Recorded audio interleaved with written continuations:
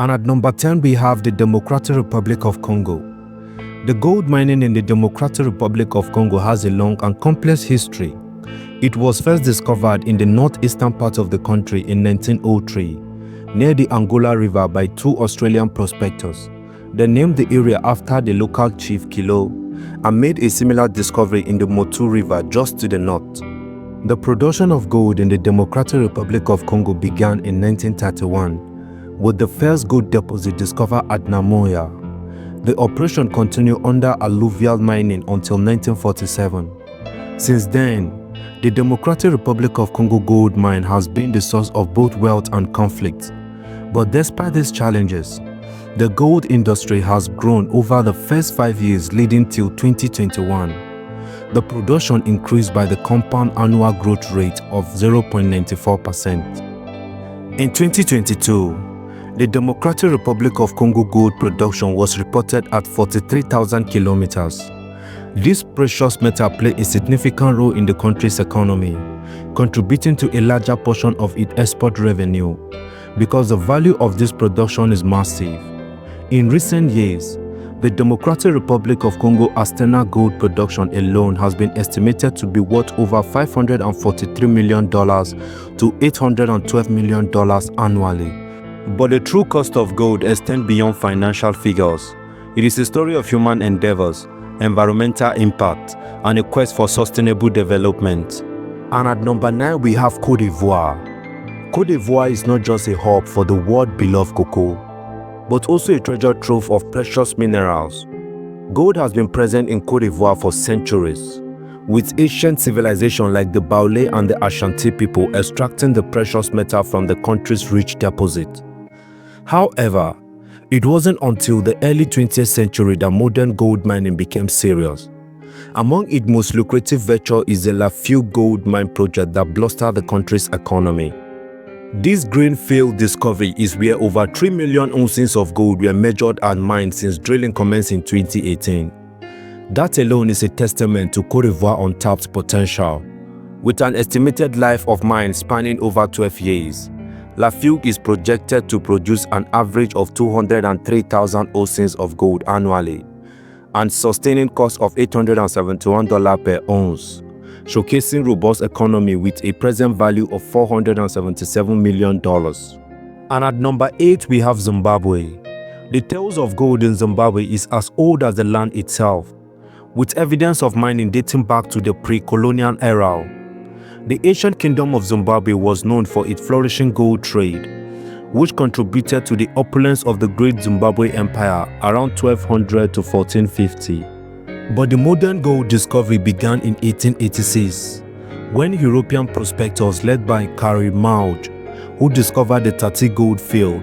This marked the first European-led gold discovery in Southern Africa, initiating a mining boom that will echo through the ages. Today, gold mining is a cornerstone of Zimbabwe's economy, contributing significantly to the nation's gross domestic product (GDP). In recent years, the sector has seen a surge, with artisanal and small-scale miners becoming a major force in the industry. But the economic impact of gold mining in Zimbabwe is substantial.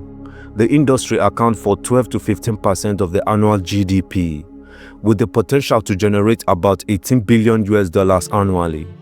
In 2021, Zimbabwe gold exports reached nearly $2 billion, showcasing the sector's vital role in the country's trade balance. But despite its lucrative nature, the gold mining sector has faced challenges, including disputes and violence. However, the government's effort to formalize artisanal mining and improve legal framework aim to stabilize the sector and ensure its safe operation. As Zimbabwe navigates through these challenges, the future of gold mining looks promising. With new discoveries and continuous innovation, the golden legacy of Zimbabwe is set to shine brighter than ever. And at number 7, we have Tanzania. Gold mining in Tanzania dates back to the pre-colonial era, but it was the discovery of gold around Lake Victoria in 1894 that truly set the stage for what would become the thriving industry. Among the many mines dotting the Tanzania landscape, the Geita gold mine stands out. It was discovered in the 1990s. This gold mine has been a beacon of economic hope and prosperity for the nation. But since its discovery, the Guinea gold mine has been a powerhouse of production and revenue. Till date, the mine's royalty revenue have exceeded $405 million, with taxes and other contributions nearly $2 billion. The impact of gold mining on Tanzania's economy is monumental. In 2019 alone, gold exports account for $2.2 billion of the country's total exports, and at 2020, the figure rose to $2.9 billion. But the story doesn't end there. The Tanzania government and mining companies continue to invest in the industry, ensuring that the golden legacy not only remain but flourish within each passing year.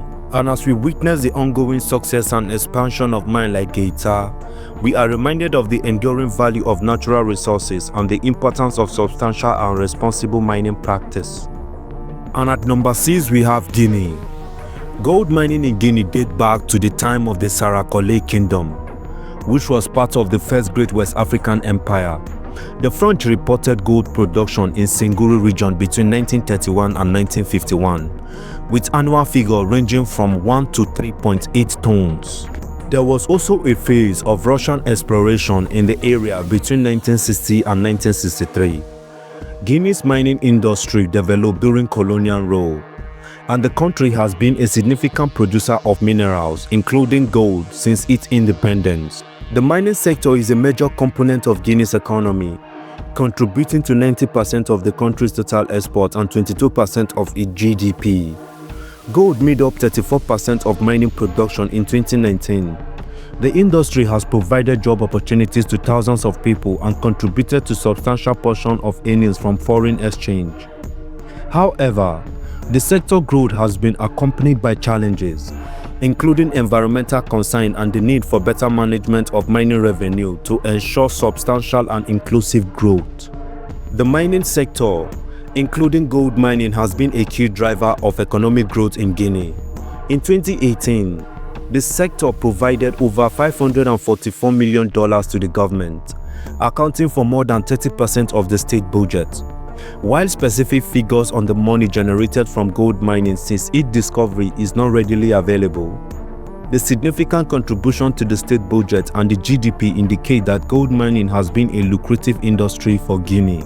And at number 5 we have Burkina Faso. The discovery of gold veins in 2012 sparked a mining boom, with several mines opening, including the Bongo mine between 2017 and mid-2018.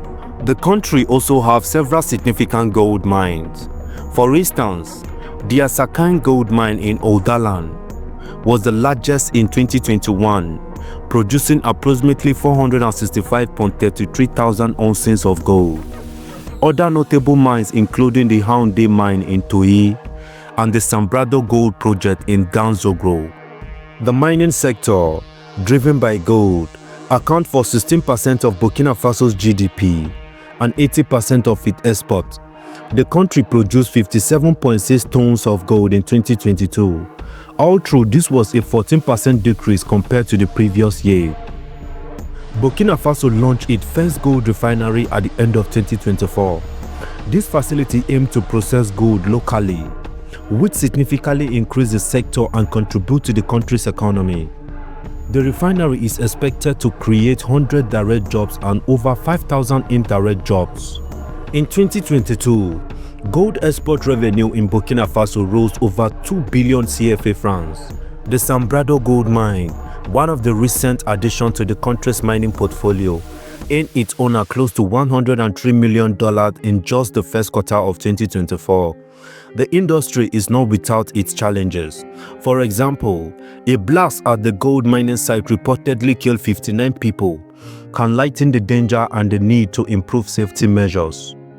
The gold refinery represents a significant opportunity for Burkina Faso as it adds value to its raw materials, creates jobs, and potentially stabilizes the economy against fluctuation in global gold price.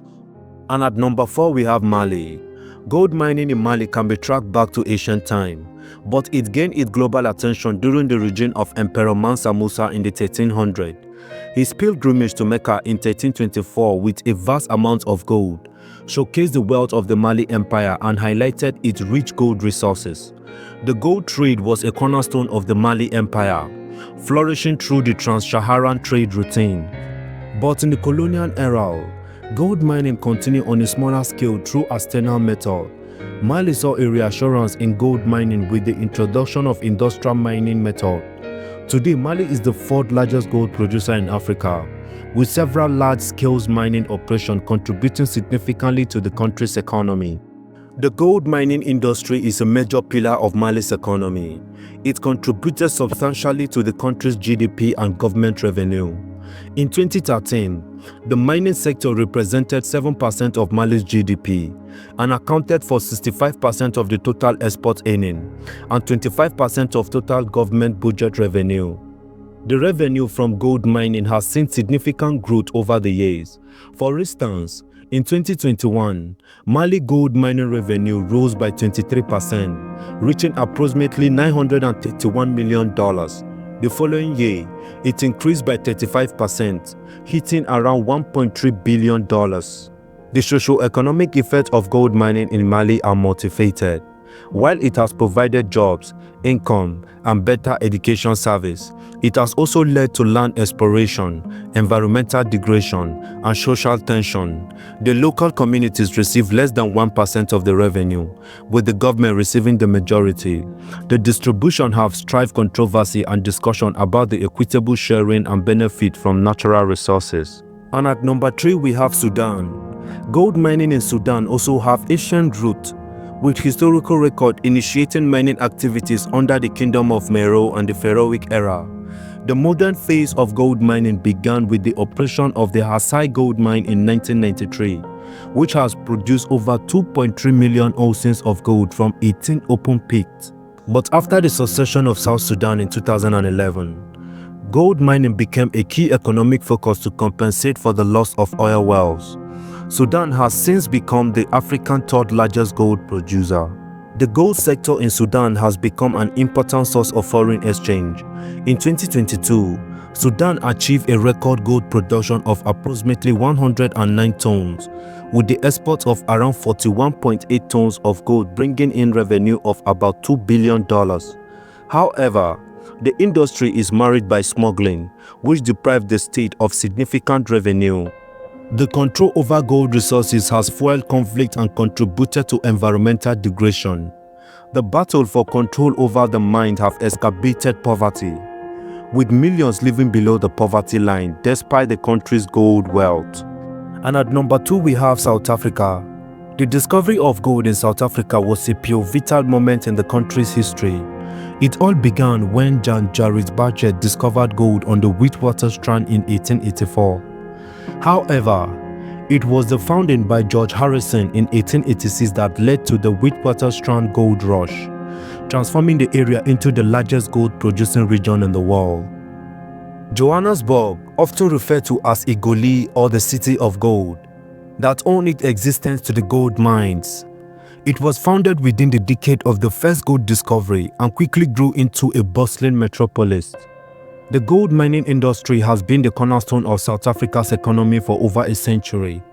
It has contributed significantly to the country's GDP and employment.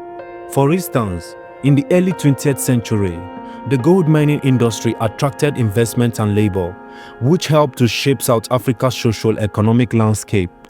In 2023 alone, the mining industry added roughly 202 billion South African rand, approximately $10.9 billion to South African gross domestic product. That alone is a testament to the enduring value of this precious metal. Today, South African gold mine continue to be a major player in the global gold market. Despite the challenges of deep-level mining and declining gold price, the industry has adapted to the new technologies and methods to remain profitable. The legacy of gold mining in South Africa is not just economic. It also had profound cultural and environmental impact. The industry has shaped the identity of the nation and the region, influencing everything from architecture to literature. And also the legacy of the gold rush lives on, not just in the wealth it generated, but in the stories and the spirit of the people who continue to chase the golden dream. The story of South African gold mine is one of riches and resilience. It is a tale of how natural resources can shape the destiny of a nation. And at number 1, we have Ghana. also known as Gold Coast. The Gold Coast has a rich history of gold mining. Gold mining in Ghana dates back centuries ago. The ancient Akan people were skilled gold miners, and their craftsmanship with gold ornament was renowned. European explorers, including the Portuguese, Dutch, and the British, recognized the region's gold potential. During the colonial period, gold was a major trade commodity. The British established formal mining operations, and the Ashanti Kingdom, which is part of the present-day Ghana, became a significant gold producer. In recent decades, Ghana has continued to be a major player in the global gold industry. Large-scale mining companies operate alongside small-scale miners, contributing to the country's economy. Ghana has recently regained its position as Africa's top gold producer, with a remarkable 32% increase in gold production in 2022. The commencement of the Bibiani mine and the increased output from the Idikan, Chirano, and the Obusi mine has propelled Ghana to not only be the top in Africa, but also the 10th biggest gold producer in the world. Some Ghana gold mines today are the Ahafo mine. The Ahafo mine is situated along Sifwi volcanic belt in western Ghana, approximately 307 kilometers northwest of Accra. Ahafo began commercial production in 2006. Ahafo has two primary ore zones, Ahafo South and Ahafo North. In 2018, the Subika underground mine achieved commercial production, adding higher grade, lower cost production to Ahafo South. Gold contributes to over 90% of Ghana's total mineral export.